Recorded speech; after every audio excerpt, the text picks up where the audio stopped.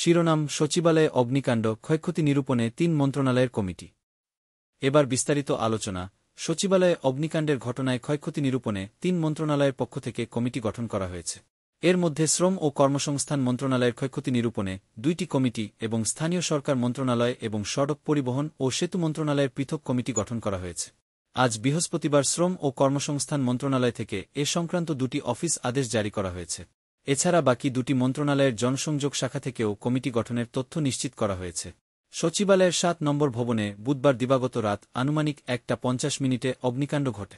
এ ভবনেই ছিল শ্রম ও কর্মসংস্থান মন্ত্রণালয়। শ্রম মন্ত্রণালয়ের নথিপত্র ও গুরুত্বপূর্ণ রেকর্ডসমূহের ক্ষয়ক্ষতির পরিমাণ নির্ধারণ ও তালিকা প্রস্তুত করা এবং ভবিষ্যতে যেকোনো দুর্ঘটনার ফলে উদ্ভূত ক্ষয়ক্ষতি রোধকল্পে করণীয় বিষয়ে সুপারিশ দিতে প্রশাসন অধিশাখার যুগ্ম সচিব বেগম মোর্শেদা আক্তারকে আহ্বায়ক করে ৫ সদস্য বিশিষ্ট কমিটি গঠন করা হয়েছে।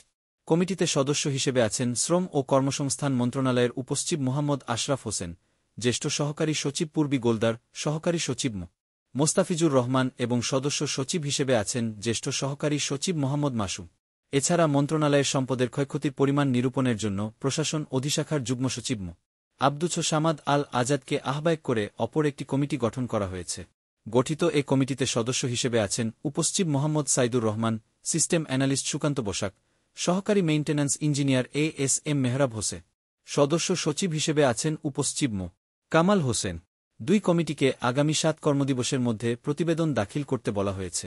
রিপোর্ট সত্যের সন্ধানে সমীর রায়। এই ছিল আজকের খবর। আমাদের সঙ্গে থাকার জন্য ধন্যবাদ। আপনি যদি এই খবর পছন্দ করে থাকেন তাহলে আরও আপডেট পেতে আমাদের চ্যানেলটি সাবস্ক্রাইব করুন এবং শেয়ার করুন। পরবর্তী আপডেট পর্যন্ত ভালো থাকুন।